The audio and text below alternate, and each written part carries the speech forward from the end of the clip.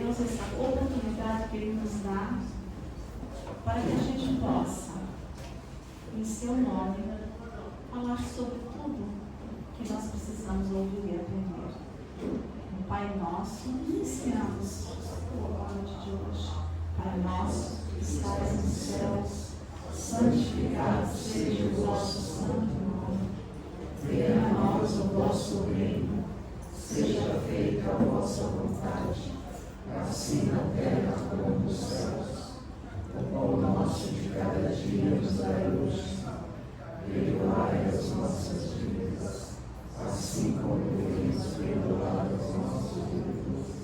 Não nos deixes cair em tentação, mas livrai-nos do mal. Pois teu é o reino, o poder e a glória Boa noite a todos. Boa noite. Que Jesus, nosso divino mestre, amigo, companheiro, esteja conosco não só agora, mas em todos os instantes da nossa caminhada. Nós vamos falar, obviamente, de Jesus, né? Não tem nada melhor do que falar. E tem algo que é melhor do que falar de Jesus. É viver Jesus, né? Porque não vale a pena só falar. A gente tem que aprender e viver Jesus. Mas, antes de falarmos, eu vou fazer uma pergunta, né? Vamos lembrar que Jesus, há 2000 anos, nos recomendou que nos esforçássemos para sermos perfeitos. Tá? Recordem dessa passagem? Então eu vou fazer uma perguntinha. Aqui, quem é perfeito? Ninguém? Levanta o braço, por favor, quem é perfeito? Depois eu explico por quê. Tá? Nós temos que ter uma ideia diferente do que é perfeição para nós. Então, no final, se eu me esquecer, por favor, me cobrem para que eu possa falar. Tá? Senão fico meio presunçoso, né? Aí não vale. Jesus deixou, isso aqui está no Evangelho de Mateus: amai os vossos inimigos, fazei o bem aos que vos odeiam e perseguem e caluniam. Porque se somente amardes os que vos amam, que recompensa tereis disso? Não faziam assim também os publicanos, eram os cobradores de impostos, né? Há 2000 anos. Se unicamente saudardes os vossos irmãos, que fazeis com isso mais do que os outros? Saudar só o irmão e o estranho. Não fazem mesmo assim os pagãos? Sendo, pois, vós outros perfeitos, como perfeito é o vosso Pai Celestial. Então, era uma receita, né? Jesus nos passando, e essa receita, para que a gente caminhasse em busca da perfeição, o melhor caminho é o Evangelho, os Evangelhos, né? Que vem lá de 2000 anos, Evangelho de Mateus, Marcos, Lucas e João. Mas Jesus conseguiu deixar todas essas orientações há 2000 anos? Conseguiu deixar? Não. Ele disse que era o caminho, a verdade e a vida. Mas ele não pôde deixar todo o caminho, né? Depois nós vamos explicar por que também. Então, na ceia, na quinta-feira, quando ele é aprisionado e levado à morte, né? Na sexta-feira ele morre. Ele, nessa reunião que ele teve no cenáculo, que era uma sala em Jerusalém, na ceia, ele pediria ao Pai, assim ele disse: vou pedir para que ele envie o Consolador. O Consolador que viria para falar aquilo que ele não pôde falar. Portanto, a mensagem dele há 2000 anos não pôde ser completa. Não que ele não soubesse, ele sabe de tudo. Nós é que não tínhamos condição para absorver aquilo que ele falaria. E ele disse que viria, portanto, o Consolador para falar daquilo que ele não pôde falar, mas que também viria para corrigir, ajustar as coisas que seriam distorcidas ao longo do tempo, como de fato foram. Os evangelhos foram manipulados, sim. Então, viria posteriormente para completar aquilo tudo. Só que o caminho, ele falou, sou o caminho, a verdade e a vida. Se ele não pôde falar nada, significa que o caminho não foi mostrado na sua plenitude. Então precisaríamos ampliar esse caminho. Teríamos que buscar um entendimento maior do que aqueles que estavam registrados pelos evangelistas, Mateus, Marcos, Lucas e João. Então nós temos que buscar. Quando ele diz que nos convidava para sermos perfeitos, nós sabemos que perfeição absoluta somente pertence a Deus. Deus é infinitamente bom, infinitamente justo. Nós não. Nós estamos numa rota ascensional. Nós estamos subindo em busca dessa perfeição. Então, absoluta, perfeição absoluta, somente Deus. Então, como entender Jesus falando? Serem perfeitos como nosso Pai Celestial. Nunca conseguiremos. Só Ele consegue, né? Só Ele o é, a perfeição absoluta. Na verdade, Ele estava nos convidando a buscar cada vez mais essa perfeição. Não ficarmos estacionados, né? Passar pela vida, a gente brinca, passar pela vida passeando de bicicleta ergométrica. Já viram bicicleta ergométrica, né? Passear pela vida de bicicleta ergométrica significa não passear nada, ficar no mesmo lugar, não evoluir, não crescer, não se adiantar. Mas nós sabemos que a essência para a nossa perfeição, para buscarmos a nossa perfeição, está na caridade e na humildade. Isso que nós temos que combater em nós. São os dois grandes venenos que evitam que a caridade e a humildade aflorem exatamente o egoísmo e o orgulho. Nós temos que combater o egoísmo e o orgulho para sermos cada vez mais caridosos e procurar ser cada vez mais humildes, né? Então, isso só se consegue, só conseguimos isso através do esforço, através do trabalho, através das várias encarnações. Não tem como conquistar isso em uma encarnação, em 2, 5, 10. Não sabemos o número de encarnações que nós tivemos e nem sabemos quantas teremos pela frente. Chegará um momento em que não mais será necessário reencarnar. Jesus não precisa reencarnar. Não é mais necessário reencarnar porque o Espírito já adquiriu essa perfeição tão bonita. E aí a encarnação já não é importante para ele, para o crescimento. Assim foi Jesus.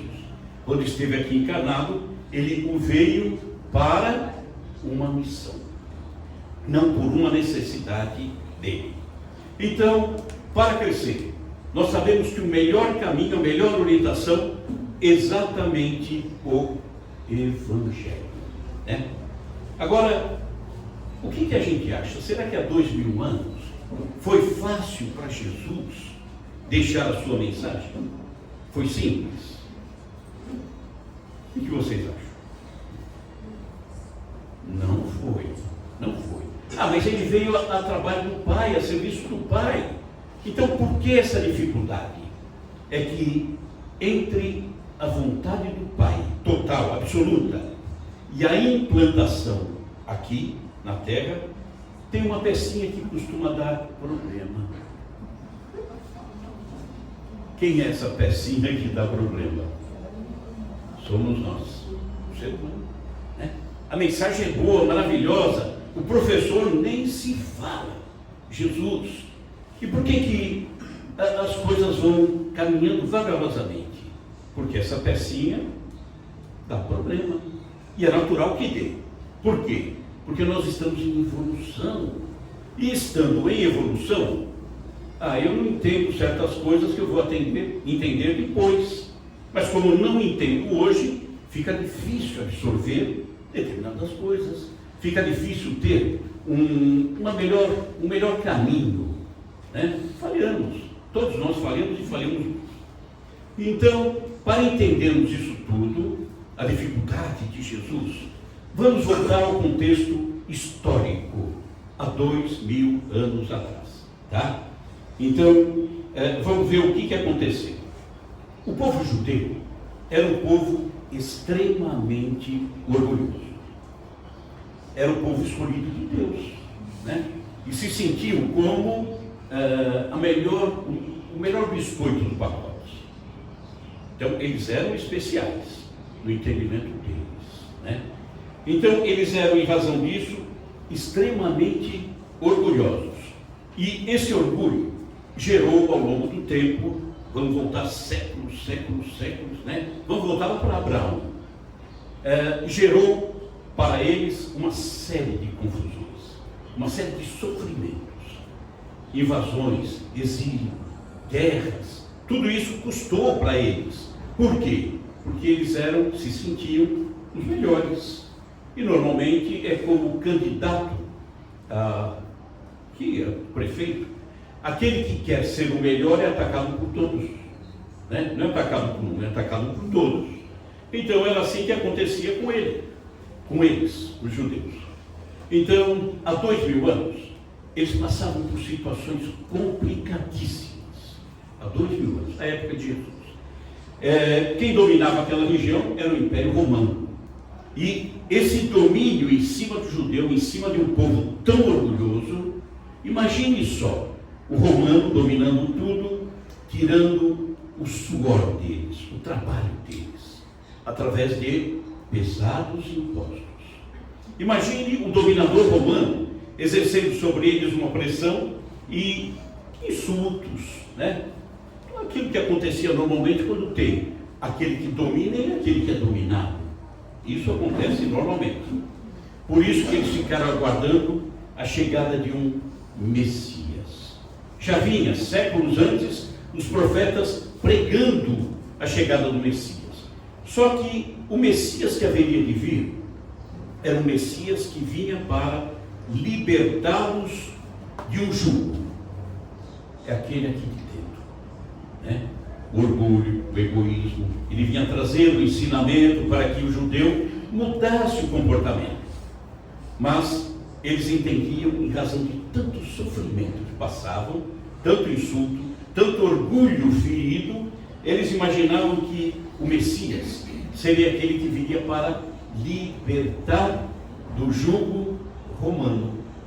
Por isso que eles esperavam que o Messias viesse, por exemplo, num palácio, viesse cheio de poder, de dinheiro, aquela coisa toda, para poder exatamente mandar para fora aquele que os incomodava, que eram os romanos. E aí nós vemos Jesus, por exemplo, fazer o mais lindo sermão, no meu entender, o mais lindo sermão de todos, o sermão das bem-aventuranças. Sermão da montanha, sermão do monte, é tudo a mesma coisa, né? As bem-aventuranças. Acredito que todo mundo já tenha visto, ouvido, né?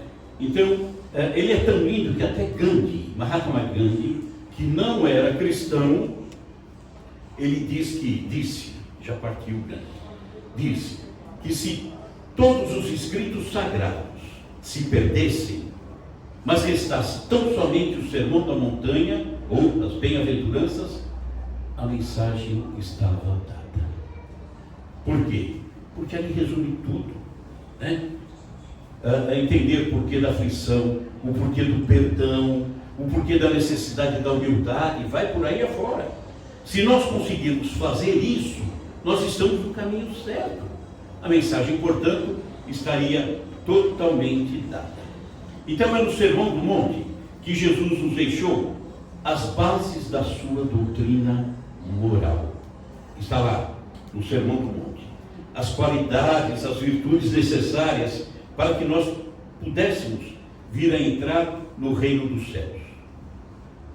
Reino dos céus. É bom a gente fazer pergunta, porque isso aí chama, né, ao raciocínio. O que é reino dos céus? Só um, por favor. Não precisa todo mundo. O que é reino dos céus? Reino dos céus é a paz, a consciência serena, estamos em paz, estamos bem, estamos auxiliando o irmão, estamos trabalhando em favor da humanidade, estamos bem aqui dentro. Esse é o reino dos céus. Antigamente imaginávamos que o céu era um local demarcado, né? Cerca elétrica, portaria eletrônica, o Pedrão ali na portaria, a gente queria entrar, ele pediu o crachá, mas eu não tinha o crachá, ele fala, pega o elevador e vai lá para baixo, né? Por quê? Porque o céu não é para você, né? E na verdade o céu não era para nenhum de nós. Por quê? Porque aquele céu ia me pedir uma nota de corte. Lembra nota de corte em faculdade, escola? Tinha que ter lá uma determinada nota. Qual que é essa nota? Eu nunca descobri. 5. É razoável 5 para entrar no céu? É, né? Mas aí, a senhora tirou 5. A senhora vai para o céu. Eu tirei 4,99. Aí eu tento lembrar, é aquele passarinho que eu matei quando eu tinha 10 anos de idade. Fui parar no inferno por causa de um passarinho. E a senhora foi para o céu. Fica meio estranho, não fica? É. Então não existe isso. Então o reino dos céus é a nossa consciência, estar bem conosco. Se eu perguntar aqui, todo mundo está no céu nesse instante? Vamos pensar como é que nós estamos nesse instante aqui dentro, né, da GECAL. Está todo mundo deixando os problemas lá de fora? Está todo mundo aqui em prece, né, ouvindo uma palestra, recebendo depois o passe? Está todo mundo no céu, beleza? Quem veio de carro para cá? Veio de carro? Vamos para o sol agora. Vamos para lá. Está no reino dos céus? Nesse instante? Tá, né? Basta sair e ver o pneu do carro murcho. Na hora que viu o pneu do carro murcho, sai do céu e vai para onde? Vai para o inferno. Essa porcaria, não sei o que e tal. Pronto, caiu o padrão. É o padrão. Perdeu o nível do céu e foi parar num nível meio complicadinho, né? Então nós, no estado que nos encontramos espiritualmente, né, o objetivo é ficar mais tempo no céu. Mas que vai cair para o inferno, vai, fica tranquilo. Né? Que vai cair, vai. Né? Vai, com certeza vai. Basta chover e reparar que veio sem o guarda-chuva, já vai para o inferno. Né? Ah, vim sem o guarda-chuva e ficou lá em casa, podia ter pegado. Pronto, caiu no inferno. Então, a bem-aventurança que Jesus pregava no sermão é: seja feliz. É o fundamento da moral cristã, né? Vamos ser felizes? Vamos, mas a verdadeira felicidade é isso que nós temos que buscar. Só que aquilo que Jesus falou no sermão das bem-aventuranças não era exatamente o que o judeu queria ouvir. Por quê? Vivia na opressão, o romano dominando, né, aquele problema todo. Então, como é que o povo romano ia entender Jesus falando o sermão do monte, das bem-aventuranças? Não ia, não ia. Então, quando Jesus deixou o sermão do monte, né, ali ele já correu um sério risco de vida. Quase que mataram ele ali mesmo. Não precisava muito. Vamos nos colocar na condição de judeu, há 2000 anos, a opressão do romano. E aí vem Jesus no meio daquele povo, sofrido, oprimido, maltratado, orgulho ferido. Ele vem e fala: olha, vocês são felizes se forem humildes. Humildes? É. Com humildade vocês conquistam o reino dos céus. Eu quero conquistar o meu espaço aqui, a minha terra, que eles tomaram. Então ficaria meio difícil eles entenderem isso. Olha, bem-aventurados os mansos. Manso? Nossa, eu quero matar esse romano. Que manso o quê? Né? Era o entendimento do judeu naquela época. Ah, bem-aventurados que choram. Eu não quero chorar mais. eu choro, e o romano ri. Fica difícil, né? Imagine Jesus falando isso há 2000 anos, hein? Bem-aventurados que têm fome. Não dá, Jesus. Você está exagerando. Como feliz porque eu tenho fome? Se o romano, ele tem cara de 5 refeições ao dia. Como eu posso ser feliz, né? E vai por aí afora, bem-aventurado, misericordioso, aquele que perdoa. Eu não perdoo o romano, não. Eu quero matar o romano, né? Os limpos de coração, os pacíficos. Que pacífico? Eu quero matar o romano, quero guerra, quero expulsar o romano daqui. Então ficou um pouquinho complicado, né? Para o judeu entender isso. É meio complicado, não, inteiro complicado. Agora, é o roteiro. Era o roteiro que Jesus deixava. O roteiro para se conseguir o reino dos céus. Se o judeu não entendeu isso há 2000 anos, hoje, nós com entendimento, sobretudo, nós que temos entendimento espírita, fica fácil de entender. Aí fica fácil, né? Praticar é outra história. Então, caminhar para Deus, nós temos que evoluir. Nós temos que ser perfeitos. Depois eu explico por que eu sou e vocês não, infelizmente, né? Depois vocês vão ver que vocês são até mais que eu. Jesus disse: sou o caminho, a verdade e a vida. Nós sabemos que a evolução é lenta. O caminho que ele deixou, por mais lindo que está narrado nos evangelhos, é um fragmento daquilo que ele podia nos dizer, né? E mesmo assim foi deturpado também. Mas Jesus prometeu a vinda do Consolador, aquele que viria para completar o que ele não pôde falar e corrigir aquilo que nós distorcemos. Consolador está em João, Evangelho de João. Ele vos ensinará todas as coisas e vos lembrará tudo o que eu próprio vos tenho dito. Então ele vinha para recapitular também o que ele havia dito há 2000 anos. A doutrina espírita é presidida pelo Espírito de verdade. No meu entender, eu não tenho dúvida, fui buscar, estudei, revista espírita, por exemplo. Revista espírita foi editada por Kardec a partir do ano de 1858, logo após o início da doutrina espírita, até 1869, quando ele desencarna, né? Kardec desencarna. E é o Espírito, para mim, não tem a menor dúvida, é Jesus. Na revista espírita, é colocada, era mensal, colocada várias manifestações de espíritos e mensalmente Kardec ia publicando uma série de coisas.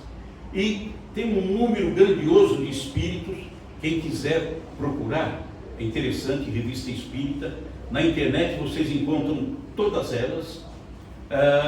E esses espíritos que se manifestaram, ali é muito claro, né? Espíritos de um porte bom, né? Um crescimento, uma evolução boa. Espíritos dizendo, o Espírito de verdade, que é o nosso Senhor, já deu uma pista boa. Samuel Hahnemann, pai da homeopatia, o Espírito Samuel Hahnemann, ele vem e diz, o Espírito de verdade, que é o governador deste planeta, pronto, matou, né? Quem é o governador desse planeta? Jesus. Tudo passando, dando a entender que era Jesus, só que passava tudo pelo crivo de Kardec. Se não fosse, e Kardec sabia que era, se não fosse, ele publicaria isso, dando um entendimento falso? Nunca, não faria, jamais faria isso, né? Então, novos ensinamentos teriam que vir através do Consolador prometido. Esses ensinamentos que viriam para alargar o caminho, nos dar a oportunidade de construir uma verdade maior, mais sólida, para que pudéssemos ter uma vida espiritual melhor, né?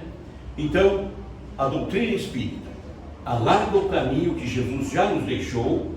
Portanto, nós temos a oportunidade de colher mais informações para que possamos construir a verdade, porque a verdade não veio pronta. né? Ó, vocês não têm aqui a venda a verdade, né? Livraria tem, mas vocês não vendem a verdade.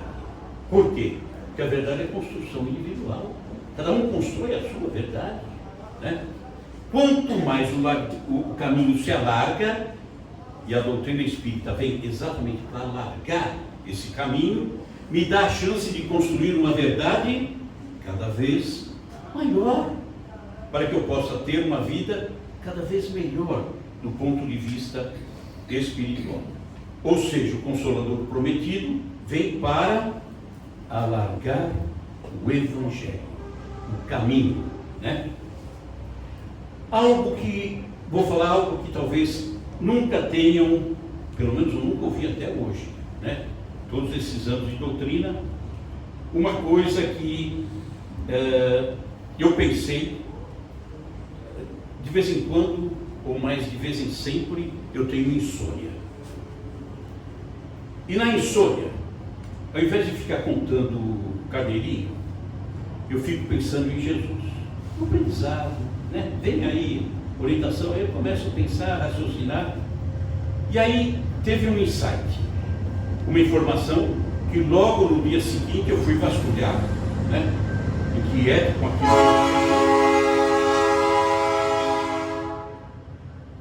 E aí eu vou passar para vocês vão ver que é interessante, né?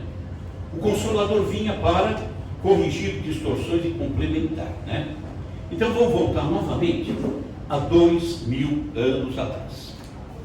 Jesus fez um trabalho há 2000 anos atrás, não tinha férias, ele não emendava feriado, né? Era um trabalho contínuo, 24 horas por dia, dormia, mas também já ia falando, e dos 30 aos 33 anos, vê se vocês pensavam nisso alguma vez, dos 30 aos 33 anos, Jesus distribui a Boa Nova, distribuiu os Evangelhos, que na Bíblia, no Novo Testamento, Evangelho de Mateus, Marcos, Lucas e João.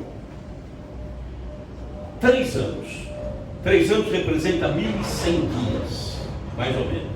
Foi o tempo que ele distribuiu os Evangelhos, dos 30 aos 33 anos.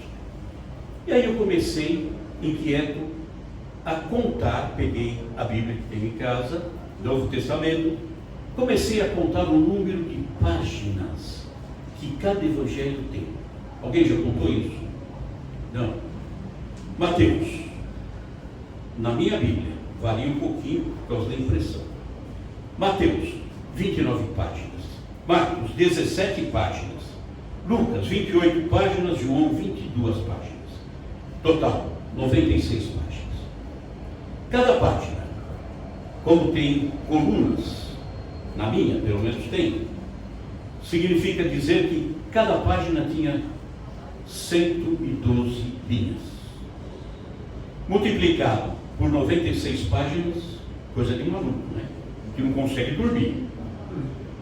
10.752 linhas, relatando ali 3 anos de caminhada de Jesus, tá? 10.752 linhas. Dividido por 1.100 dias de Jesus, dos 30 aos 33 só, dá em média, para cada dia de Jesus, falando para as pessoas, distribuindo o Evangelho, fazendo cura, deixando parábolas, enfim, tudo aquilo que ele fazia, sem parar, nenhum instante, dá para cada dia de Jesus, em média, 10 linhas. É pouco ou é muito? É nada. Para Jesus é nada.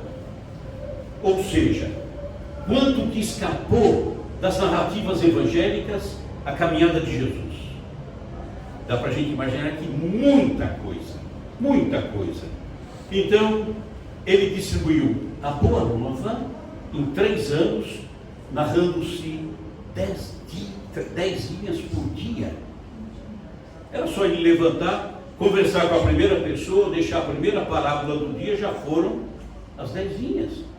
Sem contar que nos evangelhos também se repete entre um e outro determinadas passagens, sem considerar que o Sermão da Montanha, das Bem-aventuranças, só ele levou centenas e centenas de linhas, né? Então, nós vamos perceber que é praticamente nada que foi narrado. E isso só os 3 anos em que ele distribuiu os evangelhos, tá? Então, vamos pensar. Aquilo que ele falou nos 3 anos precisava se recuperar de alguma forma, porque ficou perdido, né? Quantos ensinamentos? E depois nós vamos ver uma frase de João Evangelista, que acompanhou Jesus apenas nos 3 anos, desses 3 últimos anos, que aí a gente vai ficar de boca aberta. Ou seja, é necessário então aumentar-se esse caminho deixado por Jesus. É preciso resgatar. Isso está arquivado em algum lugar. Aonde que está arquivado? Tudo aquilo que Jesus falou nesses 3 anos está arquivado na memória do tempo. Está arquivado nos espíritos que conviveram com Jesus ali, aqueles 3 anos. Por quê? Porque a caixa preta nossa, sabe o avião, quando cai, busca a caixa preta para saber o que aconteceu. A caixa preta somos nós, espíritos. A carne não, essa carne vai embora. Mas o espírito conserva tudo aquilo que ele presenciou, tudo aquilo que ele viu, está gravado nele. E aí, através da mediunidade, é que vem à tona isso tudo. Nós falamos então de Jesus distribuindo apenas durante 3 anos os evangelhos que nós conhecemos. Mas vamos buscar um pouquinho mais adiante. Recordam-se que José, Maria, Jesus, é uma passagem que está narrada nos evangelhos, se dirigiram, saíram de Nazaré, foram até Jerusalém, mais ao sul. E depois, na hora de voltar para Nazaré, cadê o menino? Maria, José, procuraram, cadê Jesus? Porque eles subiam em caravanas, para ser mais seguro. Então, cadê Jesus? Não estava junto, ficou lá em Jerusalém. Vamos lembrar que o judeu, quando dentro de uma sinagoga, para compor um número de judeus que davam possibilidade de reuniões de aprendizado, por exemplo, era necessário ter um número mínimo de homens, né? Um número mínimo. Mas um jovem só era contado como um número a partir dos 12 anos, quando ele passava por uma cerimônia chamada Bar Mitzvah. 12 anos. Nessa época em que Jesus foi esquecido, entre aspas, esquecido em Jerusalém, que depois Maria e José voltaram, Jesus estava com 12 anos. Singular, né? 12 anos. Quando eles entram, foram procurar logo no templo. Estava Jesus cercado dos sacerdotes. E os sacerdotes faziam o quê? Estavam boquiabertos ouvindo Jesus. Mas para ouvir Jesus, para Jesus ter voz dentro de uma sinagoga e de um templo ainda mais, era preciso, portanto, que ele já tivesse passado pelo Bar Mitzvah, e que ele deve ter passado ali em Jerusalém pela cerimônia e já era contado como um adulto dentro do judaísmo. E ele falando para os sacerdotes impressionados com tanta sabedoria, um deles se dirige a Maria e diz: esse seu filho será a perdição de muitos, porque é muita sabedoria e que é muita coisa nova também. Ou seja, Jesus já naquele episódio já estava falando de coisas novas, já estava deixando, portanto, o início do seu evangelho. E depois, dos 12 aos 18, aos 30, perdão, dos 12 aos 30, que são 18 anos, Jesus, será que ficou calado? Será que não falou mais nada? Será que não foi às sinagogas? Ele não parou de falar. Ele não destravou a língua apenas aos 30 anos. Quanta coisa ele deve ter dito dos 12 aos 30, feito curas, falando sobre parábolas, ensinamentos, sermões. Ele fez muito. Ficou narrado aonde? Escrito? Nada. Ficou na memória do tempo e naqueles espíritos que ouviram Jesus narrando. Está um pouquinho difícil o assunto. Está sendo possível acompanhar? Tá. E quando nós vamos dizer por que tudo isso.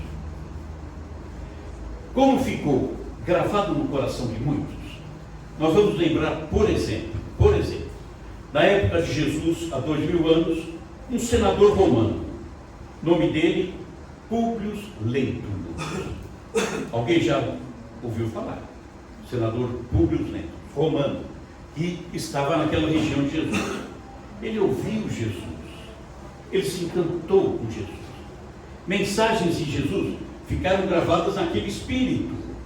Quem é Públio Lentulus na espiritualidade? Alguém arrisca?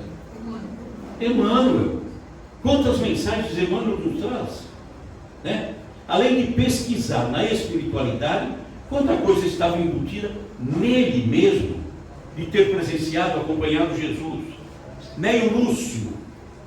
Alguém já leu algum livro de Neio Lúcio? Se não leu, procure O Espírito Neio Lúcio, psicografia de Chico Xavier, por exemplo, é lindo, que narra coisas daquela época. Jesus na casa de Pedro, os ensinamentos de Jesus. O nome do livro é Jesus no Lar. Quem ler aquilo vai se encantar e vai ter a certeza que é Jesus falando conosco. Né? Alguma dúvida? Será que é Jesus? Ele mesmo nos deixou a pista. É pelo fruto que se conhece a árvore. Quem ler esse livro, por exemplo, Jesus no Lar, vai se encantar, porque é como se eu ouvisse a voz de Jesus narrando tudo aquilo. Ensinamentos preciosos, maravilhosos, que tocam o coração, que nos engrandecem. Humberto de Campos, o Espírito Irmão X, também através de Chico Xavier. Alguém já leu o livro Boa Nova? É maravilhoso e relata coisas da época de Jesus, tantos ensinamentos, quantas mensagens. Então nós vamos ver que Jesus está falando conosco em todos os instantes. A gente que não presta atenção, porque Jesus nos fala através de tantos livros. Jesus nos fala através de palestras. Jesus nos fala através de filmes. A gente assiste um filme, não tem nada a ver com religião, nada, mas aquela mensagem é tão linda. Aquela mensagem traz para nós tanto ensinamento, marca aqui no coração aquele ensinamento, e eu digo, o diretor que escreveu esse filme, ele foi inspirado por Jesus. Não tem outra. Né? Diz que Jesus, Deus, Jesus, nos fala até através de outdoor. Daqui a pouco eu leio uma frase ali, falo, puxa vida, me levou ao céu. Né? Eu vejo ali uma cena, me levou ao céu. Um padre na sua igreja falando, me recordo, faz muito tempo, é verdade. Fui a uma missa, não lembro exatamente porquê, né? O padre falou coisas tão lindas que eu saí de lá encantado com o padre. Olha que mensagem linda. Pastores e igrejas, né? No sermão, quanta coisa boa eles nos trazem também. Temos que passar pelo crivo, ver qual é o fruto que é bom, porque quando o fruto é bom, a árvore é boa. Nós temos que ter esse discernimento, né? Então, nós presenciamos isso tudo, temos a oportunidade, mas a gente não aproveita. Tem gente que tem isso tudo à sua frente e ainda diz, estamos esperando Jesus voltar. Ele falou que voltaria, né? Eu digo que é um pouquinho estranho, porque não dá para voltar quem nunca foi. Jesus nunca foi. Sempre esteve conosco, né? Nós é que entendemos errado as mensagens que ele deixou, porque foram distorcidas. Exemplo, ele deixou para nós o Evangelho há 2000 anos, mas há 1000 anos nós estávamos matando irmãos em episódios como cruzadas, né? Como Inquisição. É notório que nós nos enganamos, que perdemos um pouco do endereço de Jesus. Temos que resgatar esse endereço.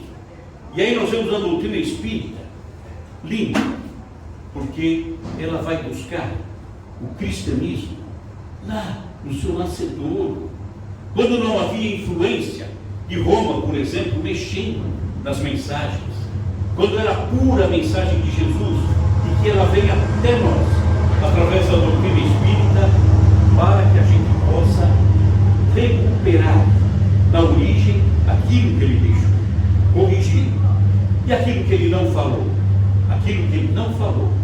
ele está falando conosco em todas essas situações. É numa igreja quando o padre fala, e eu vejo que é bom, que é bonito. É num templo, quando o pastor deixa a sua mensagem, e eu colho todas as informações boas. É numa casa espírita, quando vem aqui um irmão fazer uma palestra, beleza. Nos livros, aí psicografados, quanto ensinamento, e a gente não vai buscar.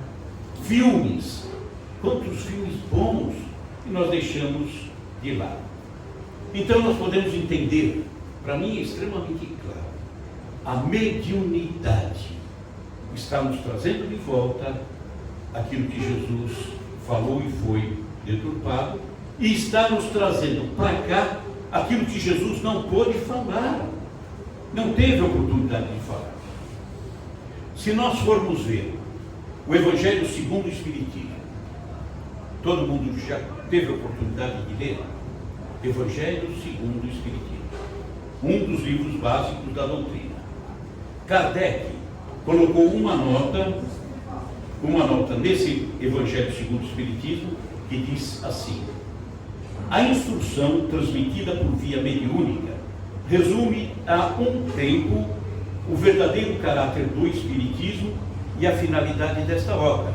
Por isso foi colocado aqui como prefácio. E aí vamos ver uma nota do autor. O autor, nada mais, nada menos que o Espírito de verdade. Meu entendimento, não tenho dúvida nenhuma, Jesus. Tá? Olha o que vem nessa nota do autor, para mim, Jesus. Ele diz assim: os Espíritos do Senhor, que são as virtudes do céu, qual imenso exército que se movimenta ao receber as ordens do seu comando, espalham-se por toda a superfície da terra, e semelhantes a estrelas cadentes, vêm iluminar os caminhos e abrir os olhos aos céus.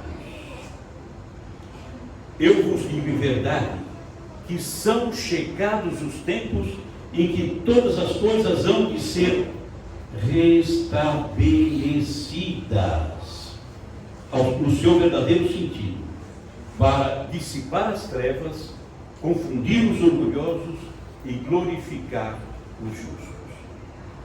As grandes vozes do céu, continua o Espírito de verdade, para mim, Jesus, as grandes vozes do céu ressoam como sons de trombetas.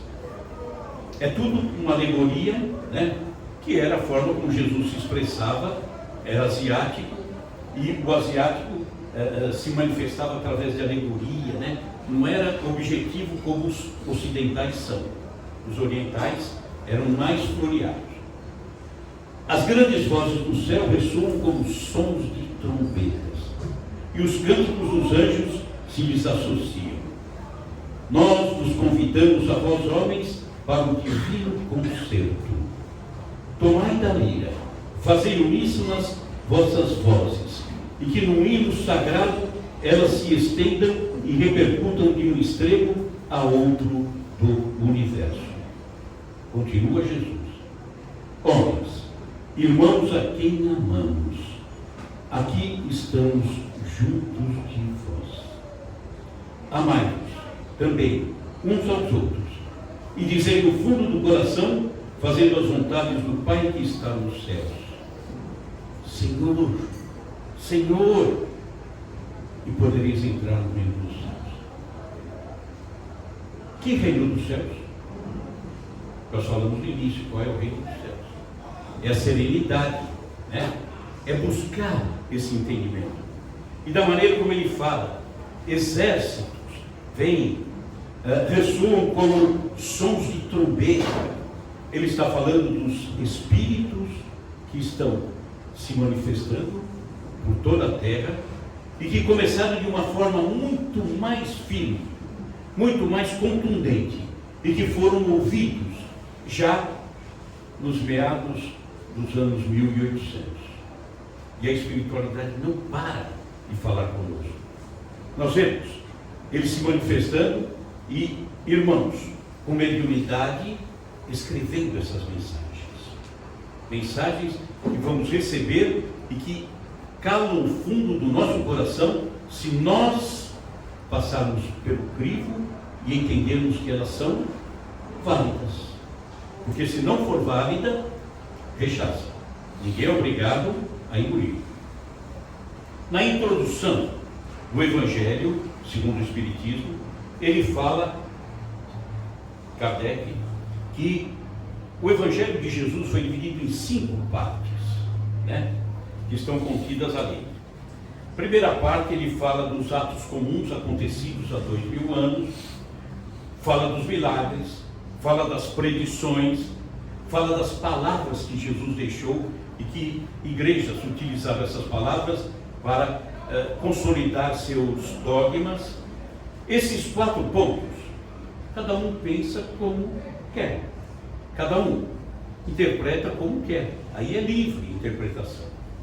Contudo, a última parte, ensino moral, isso a gente não pode distorcer de forma nenhuma, porque o ensino moral é um só. Jesus disse, como falamos, né, no Sermão da Montanha: bem-aventurados os puros de coração, simples de coração. A humildade não vale meia humildade. Na minha igreja a gente decidiu que é só meio humilde, não precisa ser inteiro, né? Então cada um, olha, sendo meio humilde já está bom. Perdão, perdão também não precisa perdoar todo mundo, não, aí é um abuso, né? Não, perdão é perdão para todos. E 70 vezes 7 vezes. Tem gente que faz a conta, dá 490, no 491 já não perdoa mais ninguém, né? Então, quando ele deixou esse ensino moral, ele é moral e é tudo, tem que ser observado totalmente, por qualquer religião. E às vezes nós vemos, é lamentável, algumas distorções, porque algumas religiões se pegam naqueles 4 que aconteceu há 2000 anos, as palavras, as predições, os milagres, se fecham naquilo e acabam se julgando diferente dos outros, né? É um equívoco. Vão consertar em algum momento. Então, o ensino moral, em primeiro lugar, ele nos pede uma coisa importantíssima. Tudo aquilo que Jesus deixou. Nos pede reforma. Reforma interior. Reformar-se interiormente. Modificar-se. Querer ser uma nova pessoa, né? Caminhar para a perfeição. E ninguém vai caminhar na direção da perfeição se andar torto. Queremos ser perfeitos? Vamos buscar entender cada vez mais e a cada novo dia esse entendimento de Jesus com maior intensidade, com maior coerência. Isso nós podemos e devemos fazer isso, né? Então, eu vou ler uma coisa aqui que tudo aquilo que eu falei, né, Jesus ter deixado em 3 anos o Evangelho, ainda muito pouco escrito, 10 linhas por dia de Jesus é muito pouco. Dos 12 anos aos 30 anos, nada foi narrado, e Jesus fez tantas coisas. E aí, quem quiser anotar, depois veja em casa. Eu não sei como que eu achei isso, mas achei.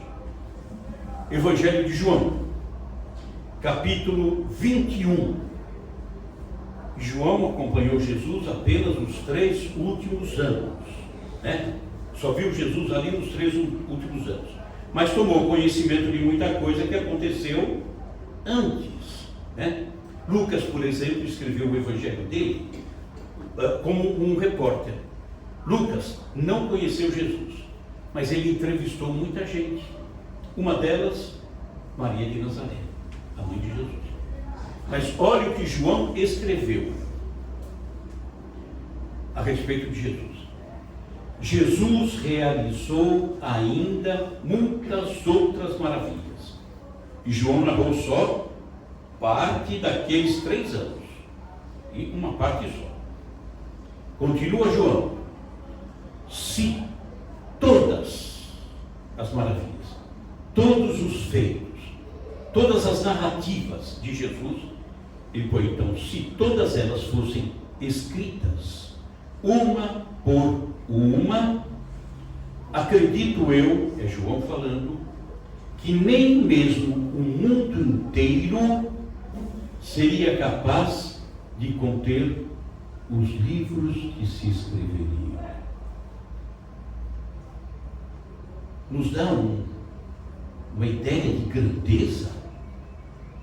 O mundo não comportaria, lógico, é uma alegoria de João, mas o mundo não teria espaço para conter tudo aquilo que Jesus falou.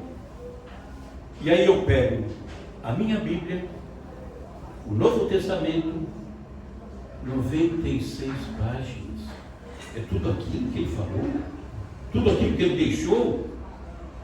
É maravilhoso, mas é pouco ainda, diante da grandeza dele. Então, para que serve essa explicação? O tema é doutrina espírita, caminho, verdade e vida, tal qual ele. Nós estamos num local, numa doutrina presidida nada mais, nada menos que Jesus, trazendo para nós as orientações, aquilo que ele falou dos 12 anos aos 33 até ser morto, 21 anos, ele está nos trazendo através das mensagens dos livros. Se nós não cuidarmos com amor, com carinho dessa doutrina, se distorcermos essa doutrina, sei que ninguém faz isso, mas não deixarmos manchar essa doutrina, se não deixarmos de lado os livros, as palestras, os compromissos que assumimos, porque nós falamos também de Jesus e aprendemos de Jesus, do trabalho que podemos executar, exemplo, dentro de uma casa espírita, num acolhimento ao irmão que vem sofrendo, o irmão que não sabe nada de Jesus, e quando vem aqui ele vai ficar sabendo de Jesus por intermédio de vocês, vai sentir Jesus através da boca de vocês, vai perceber a presença de Jesus através da orientação. Meu irmão, olha esse livro. Meu irmão, amanhã teremos aqui uma palestra. Muita gente descobrirá Jesus através dos lábios de vocês. Então, é Jesus falando através de vocês também. Todos nós, sem exceção. Então, cuidemos dessa doutrina.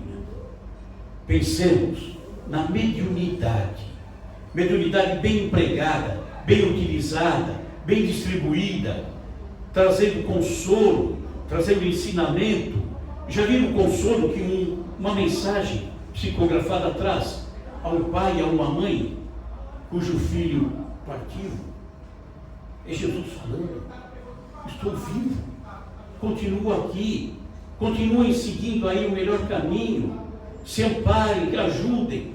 Sirvam aos irmãos daí. É Jesus falando sempre. Aí eu vou usar, parafraseando Jesus, uma frase que ele deixou. É preciso ter olhos de ver e ouvidos de ouvir. Aí a gente vai ver e vai ouvir constantemente Jesus. Combinado? Passou a ideia? Deu o entendimento? Porque aí é muita coisa diferente, me perdoem, diferente e ao mesmo tempo, né?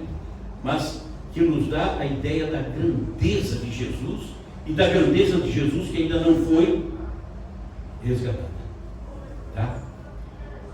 Não sei se alguém tiver uma pergunta, se pode. A perfeição. A perfeição. Ó, já ia esquecer. Quem é perfeito aqui?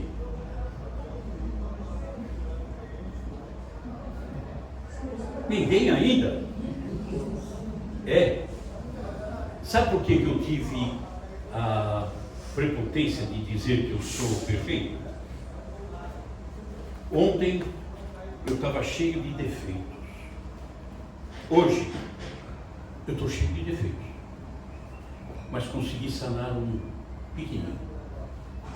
E dentro desse compromisso que eu assumi ontem, ou hoje cedo, olha, aquilo ali, eu vou dar um jeito de corrigir. Quando chega o final do dia, né, é um esforço, é um trabalho, é uma orientação, é um perdão, não importa. Quando chega o final do dia, eu falo para mim mesmo, conseguiu fazer aquilo? Aí eu falo para mim mesmo, consegui. Aí eu falo, puxa, hoje eu fui perfeito. Estou cheio de defeitos. Mas com relação a ontem, hoje eu fui perfeito. Porque eu consegui diminuir um pinguinho, um cisco, não importa. Né? Às vezes a gente quer a perfeição de um dia para outro. Ah, eu estou aqui, mas eu queria ser igual ao Chico. Meu amigo, a gente vai demorar para chegar onde o Chico está. Mas se hoje eu conseguir ser, então, um pouquinho melhor do que eu fui ontem, apesar de todos os erros, todos os equívocos, mas consegui arrumar aquele pedacinho, fui perfeito. Vocês que estão aqui, vieram da correria, do trabalho, da complicação, da rua, estão aqui no reino dos céus. Estão. Está melhor aqui? Tá. Se esforçaram para chegar aqui? Sim. Então agora eu vou perguntar de novo. Quem é perfeito? Vocês vieram aqui, vocês se esforçaram, vocês deixaram, não que seja ruim, deixaram a novela de lado, não que seja ruim, o futebol de lado, deixaram o filme de lado, hoje, para vir aqui, decidiram vir e vieram. Por favor, levanta o braço quem foi perfeito hoje. Todos vocês, todos, levantam. Todos foram perfeitos, né? Viu como dá para ser perfeito?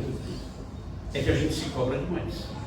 A gente vai além da nossa capacidade. Eu quero ser um santo.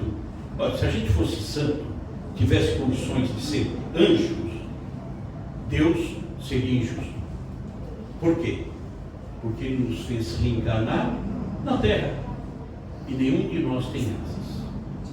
Vai demorar um bocado. Tá? Todo mundo perfeito? Tá. Grande abraço, tudo de bom.